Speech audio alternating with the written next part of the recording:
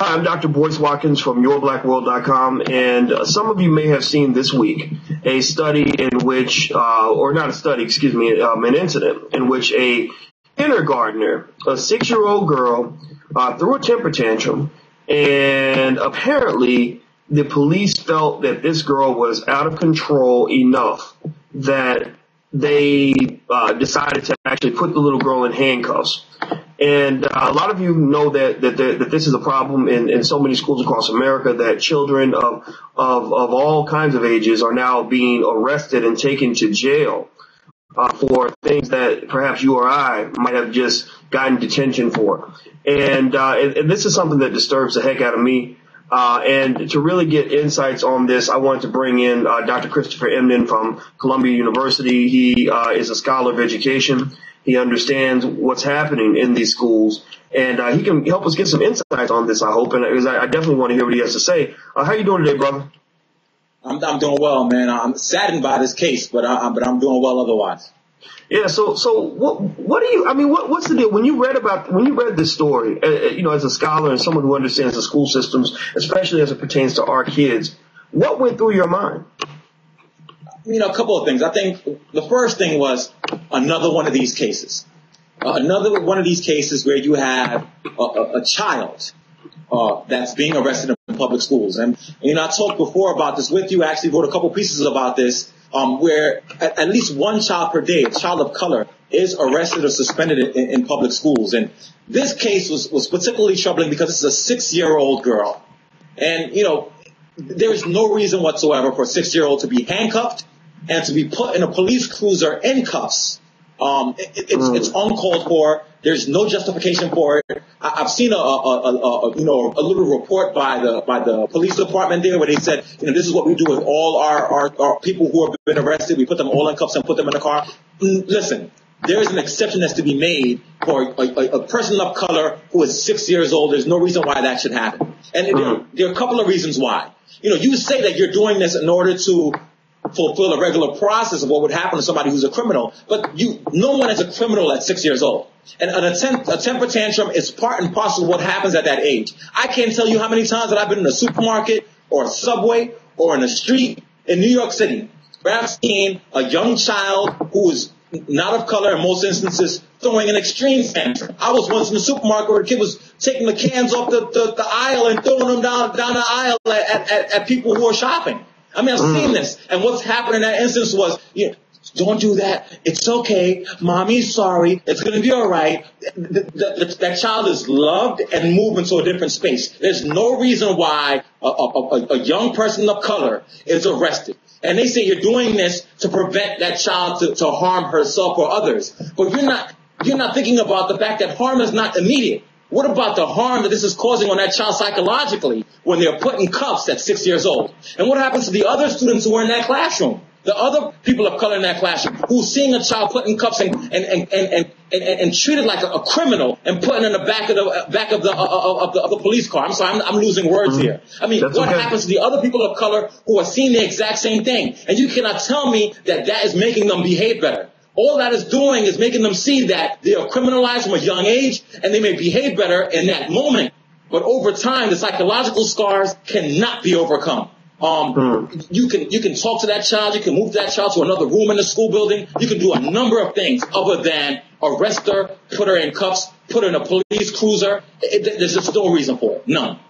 Interesting. Well, what I'll read to you is what the school wrote in their statement, and I got to double check to make sure this is the entire statement. But what we have here is that the Baldwin County School District, which is in Georgia, which is a place that already has a problem with people of color as it pertains to the criminal justice system. Their problem is well documented. It's national or nationally recognized. They said, quote, as has been reported on Friday, a student engaged in violent and disruptive behavior that resulted in police involvement. The student's behavior included pushing several other students, running away from the school staff, slamming chairs around the school office, climbing up and knocking over a bookcase, knocking pictures off the wall, scribbling over the walls and door, and injuring a school employee. Now, given that I've read that statement, does anything change in what you just said at all? As far as I'm concerned, nothing changes. And there are a couple of reasons why. Am I justifying the behavior? Absolutely not. Should that child be punished? Yes. Should that child possibly be suspended? Yes. Should that child be taken, put in cuffs, put in a police car, and sent to the jail or to wherever else they put her once they got to the police station? No. And see, and I come to this from a very interesting perspective. A lot of folks, they critique academics. They say, oh, you're an academic, you're just intellectualizing this process. Before I was a professor, I was a public school teacher in New York City public schools. I taught 6th grade, 7th grade, and I taught high school. I taught in what has been categorized as the classes with the lowest, schools with the lowest socioeconomic status, behavior problems, gangs, the works. So I've seen the worst of the worst. But in any instance, I realize that there are mechanisms in place to control behavior if you are a true educator and you are a true pedagogue. That's first. And second of all, this child did not wake up that morning, come into the school, and just wild out. That didn't happen. If you're a true educator, if you're a true school that's interested in the care of a child, you notice behavior patterns from the beginning of the academic year, and you put things in place to control said behavior.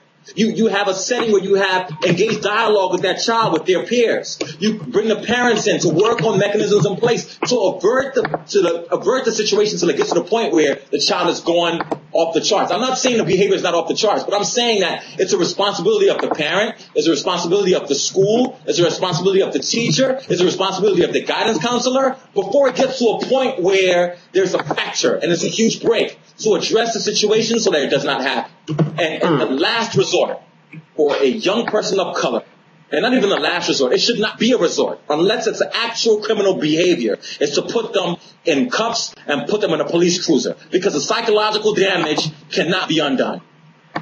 Interesting. So, well, let me read the rest of the statement too, just so we can hear everything, so we can hear their whole side of the story. And this is something we'll put on Your Black World. After that statement that I just read to you, they also said during the course of these events, the school attempted to contact several members of the student's family. The Milledgeville Police Department was ultimately called to assist due to safety concerns for the student, other classmates, and the school staff. Once the officer arrived on the scene, the police department took over jurisdiction of the situation. So it sounds like they're passing the buck here. Any questions? Right. Any questions regarding the decision to handcuff or transport the student to the police department should be directed to the Milledgeville Police Department. So I get this sense that they know that they messed up. They know that there's no excuse for trying to handcuff a kindergartner. Now, I don't know about you. I don't know about you, brother, but I've never really met a 5-year-old that I could not find a way to control without handcuffing that child. I mean, what about you? I mean, have you ever seen especially a 5-year-old girl that required you to actually involve the police? I mean, listen, so you talk about a 5-year-old, a 6-year-old. How about this? How about I've not seen a 10 or 11-year-old? How about I've not seen a 13-year-old? How about I've not seen a 15, 17, or 18-year-old person that has a behavior issue in the classroom that I feel like the only resort left is to put them in cuffs? And the second thing is this. I think there are two interesting things going on here. You have the sort of school-side pedagogical issues, and then you have the criminal justice system issues. And we sort of blurred them together. And it's very interesting for us to recognize this. Once that school or any school brings the police into the school to address the situation, and puts the onus on the police chief or whoever else to take control of the situation, you have somebody who is acting out of expertise in an area they do not know. And that should be what the school is critiqued for. They should be critiqued for putting that situation in the hands of a police department that's not schooled or educated on knowing how to deal with a 5 or 6-year-old. And the second piece is that if there's a mechanism in place within that system where you have to call a police system, then there has to be some training for a police officer who is going to be dealing with you to be able to deal with those larger social psychological issues to make sure that they don't have to be put in cuffs and put in the car. So the training issue has to occur here. First of all, the school should have done things. And secondly, any police department who's dealing with youth should have enough training to realize that putting them in cuffs and throwing them in the back of a police cruiser is not the way to solve the situation. And I agree with you. I agree. I wanted to get your take on this because I know that this is your space this is where you operate. But you and I both have that at least one common ground in the sense that we are both very concerned about what's happening to these young black children in the school system. You and I when we went to Detroit as part of Ryan Mack's Let's Talk More Action tour. We went to a school and then we went to a prison, and you said, I can't begin to communicate how many ways these two systems are operated in, similarly to one another. And I thought that was a very profound statement, because we know that something is wrong when it comes to how our children are being dealt with in the school system. So I want to ask you the last quick question, man, is if I'm a parent and my child is being mistreated or punished in a way that doesn't make any sense, that I think is unfair or unjust, what are some ways I can approach the school or approach the teacher or approach the system in a way that protects and empowers my child?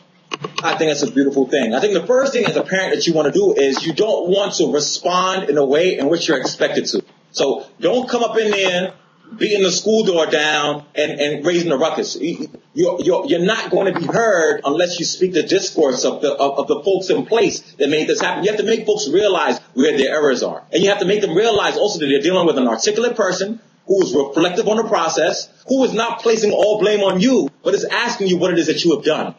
One thing you have to realize about the school system is that once the students are in that school, it's the responsibility of the school to ensure that that child's social, psychological, and academic needs are met. And so you can say to the school principal, listen, at home, these are the things that we do to ensure that we don't have behavior problems with this child. We spend time at home reading. We spend time discussing, whatever behavior problems they have. Can you please share with me what things the school has done to make sure they've averted the situation from happening? So right now you're shifting the responsibility off of the institution per se broadly, because everybody's going to blame somebody else, and saying, what have you done as teacher, as counselor, as principal? And that's very important. That's the first thing. The second thing is to realize that if something like this is happening to your child, it's happening to other children as well. And so the most important thing for us to be able to do is to find other folks with similar experiences, to band together, to have some strength in numbers to addressing these issues within the school. So if you alone go in, and trust me, it's going to happen. They're going to ask you to come in isolation. There's going to be a meeting at 10 a.m. You're going to have to take some time off your job, and you're going to go in there and you're going to be spoken to like you're a child. But if you have 3 or 4 other parents whose students are also being mistreated, and you demand the time to speak to the principal, and you do so in an orderly fashion and say, these are the issues that we've all had, and documentation is key. Then all of a sudden there's a reason for people to realize that we have to address these people's issues. Part of our issue as people of color when it comes to schools is, to be honest, is a really basic issue, which is that our voices aren't heard. We want to say, this just happened once, so we won't say anything. Or, just be careful for next time. But you have to realize that it's your right as a tax-paying citizen in a public school system to advocate for your child. The only thing I would say is that you should do so in a manner that does not call for hysteria, but rather in a calm fashion where your information is documented and you're simply saying, what is it that you have done or that you plan to do to ensure that this doesn't happen again? Wow. Very good stuff, my brother. Very good stuff. Well, I want to say thank you so much, Dr. Emden, for your time. I truly appreciate it. Absolute pleasure. All right, everybody. This is Dr. Christopher Emden. He is a highly respected educational scholar. He's also a pretty good rapper and a good dude, a real good dude. And I have a lot of respect for him. And he's not just a PhD; he is a PhD. He understands the value of taking that knowledge and expertise that we all pick up as scholars and bringing it back to our people. There's no other way. There is no other way. That's right, brother. That's right. And that's what we're going to do until the day we die. So that's why I have so much respect for you, man. So thank you all for checking us out at yourblackworld.com. Please keep coming back. And until we meet again, please stay strong, be blessed, and be educated. We are gone. Peace.